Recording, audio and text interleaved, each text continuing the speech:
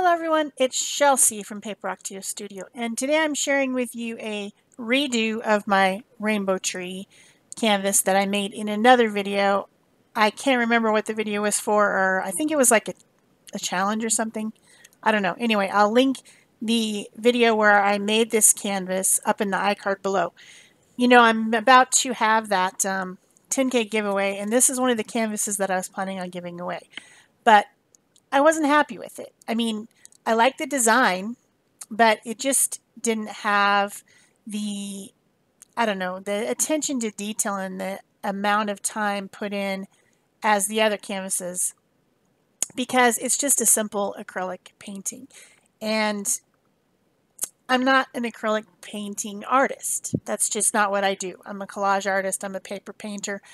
I like things that have glued paper on them. I like mixed media. I like layers and textures and all those type of things.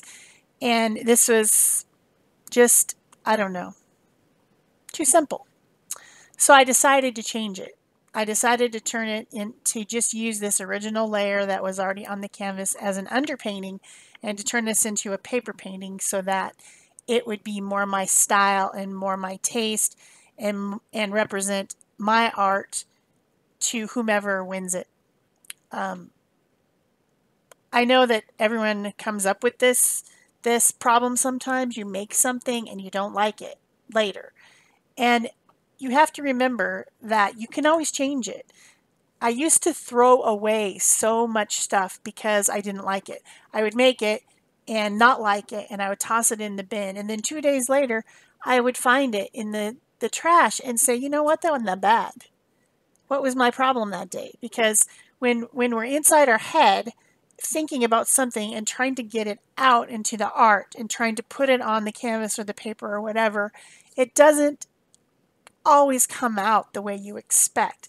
But that should be a blessing and not a curse. That should be you practicing your style and expressing yourself in a way that may not be exactly what you intended because you saw somebody else's art and you said, I want to make that.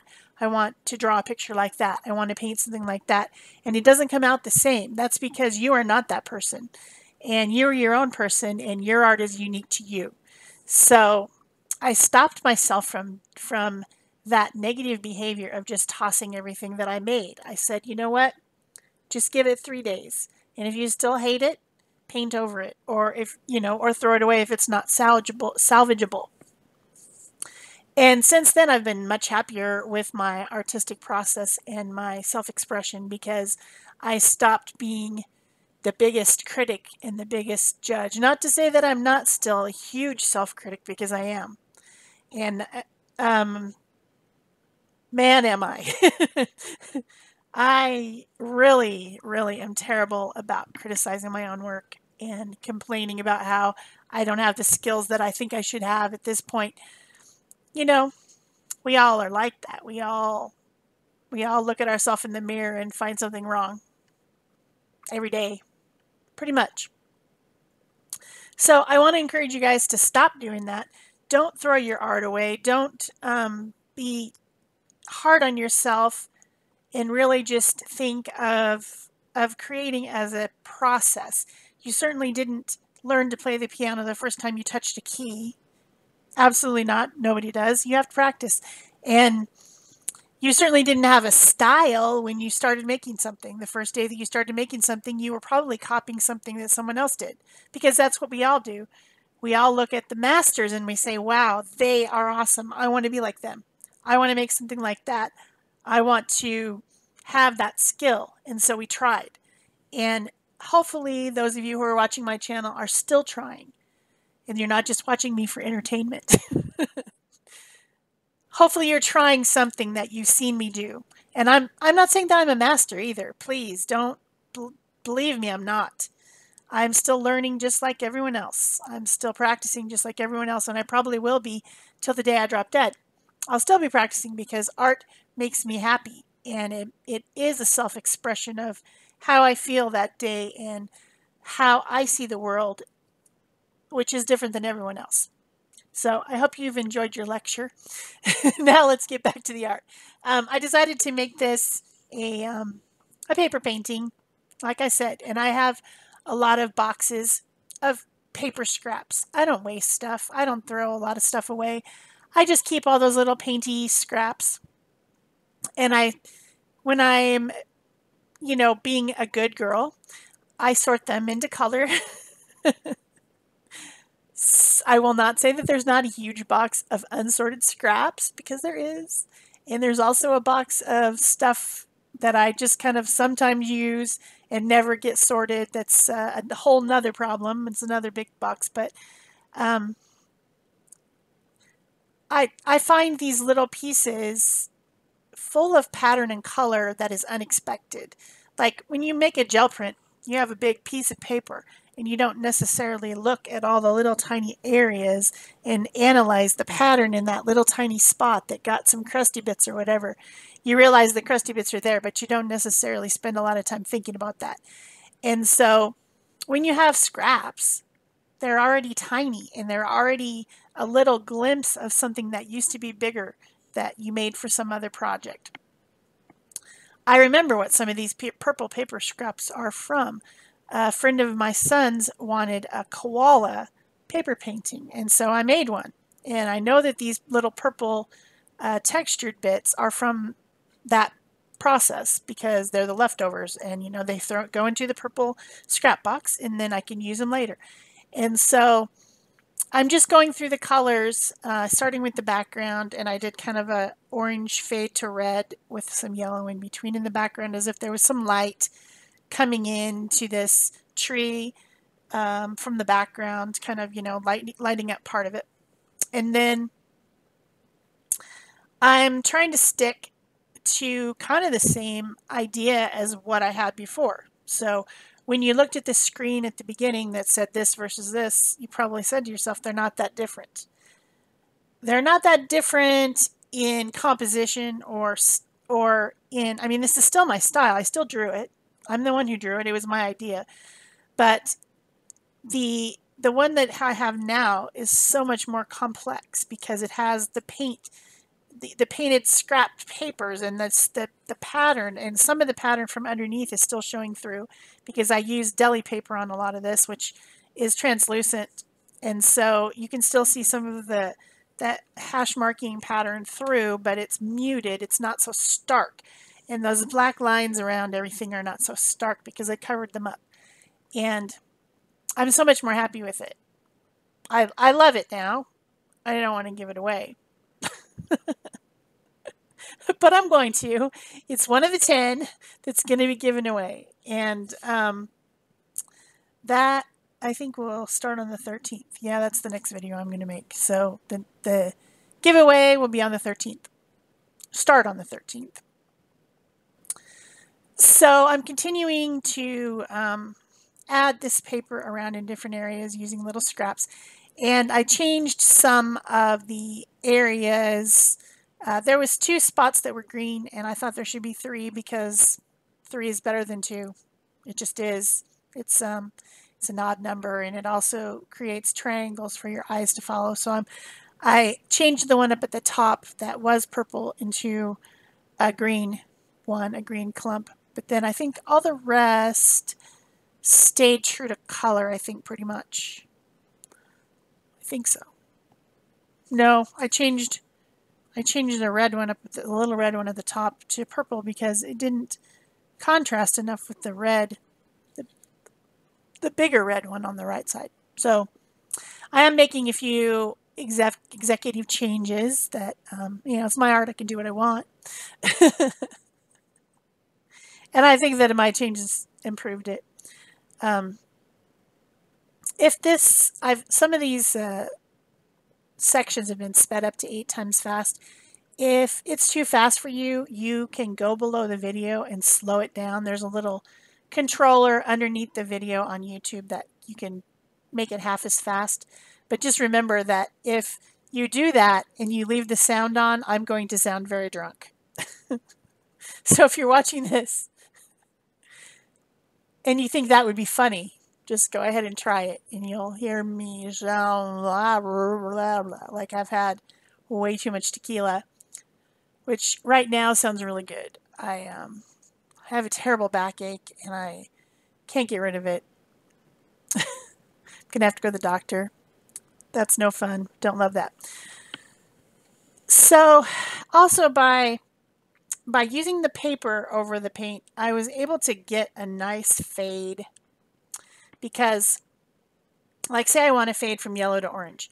I start with the bright yellow at the top, I put a darker orange at the bottom, and then I try to find pieces that are kind of an in-between. And some of my very thin translucent pieces can become what I call a blender. Like say it's something that had some spray on it, and deli paper with spray on it is very translucent. So if I have a harsh line between that yellow and that orange, I can put a blender piece that's kind of got some orange on it, and it'll calm it down. It'll calm the lines down. So I like to do that. That's fun. That's the fun part of picking which colored paper to use. And you'll see me even go back at the end into some sections where I found a piece was too harsh, and blending it out with another piece. I think I do that on the trunk maybe in a couple places, but that's part of the process. That's part of the using your eyeballs to think. I know that makes no sense, but yes, you have to use your eyes and force them to think about the changes between the colors. I don't know. It's I know I'm making no sense at this point, but that's okay. It's early. I haven't had breakfast yet, so probably when I eat breakfast, I'll make more sense. One can always hope. But this canvas is so bright. I love the bright colors. Lately I've been making some pretty subdued stuff. I'm not sure why. I guess I'm ready for fall to come or something. And I've been using a lot of rusty and amber and orange colors, which is strange for me. I'm kind of a bright color girl, so I'm not sure what's going on with that. But we all go through our phases, you know. They don't, you know, even the masters of, oh, it was his blue period.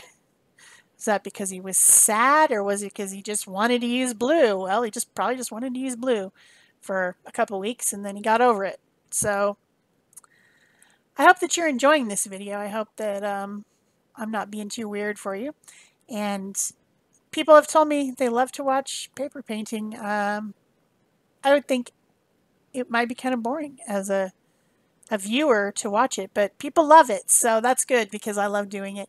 I love gluing stuff to stuff.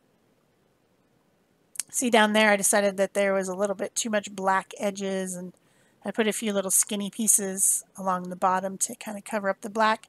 I'm going to put the black edges back in, so I don't know why I'm so worried about it, but this is me finishing the paper painting part. I'm almost done. Need one more little piece of dark red there. I do need to sort out some more papers because I realized that some of my colors are really low. Some of my color boxes are low and they don't have very much variety in them. So then now I'm taking my Stabilo All pencil. This is the black one, and it's highly water reactive. It's different than a watercolor pencil or a watercolor crayon. This thing, if it touches a drop of moisture, it goes whoosh. It wicks out really fast. So it is different. I know that you guys probably watch me use it and you say, oh, it's just a watercolor pencil, if you haven't tried it yet. Very different. Different animal. Only comes in a few colors. There's black, there's blue, there's red, there's green, there's white. Not sure if there's yellow, but there's not a lot of colors of this. At least that I've seen on Amazon. Maybe wherever it comes from, it's got tons of other colors. I'm not sure, but it really wicks out into the paper. So that was the look I was going for. More of a diffuse color, not a hard, harsh line like I had on the original canvas. Didn't want that. Just wanted kind of like a shadow, but harsher than a shadow, because no shadow would be this dark. It still looks illustrative. illustrative, whatever. It just is softer and more blended than putting those hard acrylic lines on there like I did before. I think it looks better. So then I still was wanting some of that pattern that was in the previous canvas, you know, with the little, I had done like little doodle mark making with a pen. I wanted that still, but I decided I would just use some stencils instead to make the marks, because that's also going to make them more textural, more dynamic, because it's not a harsh pen line. It's more like, I don't know, you know what I'm saying. And I knew that I was going to use the same bright colors instead of white and black, and that I was going to blend white with the colors to make the lighter colors. So there's no actual stark white on here. They're just blended. And I just took an old cosmetic sponge and cut it up into little tiny sponges so that I could just use little sections of these stencils. That one is actually a mark making stencil. I think it's from Tracy Bautista, but I'm not sure.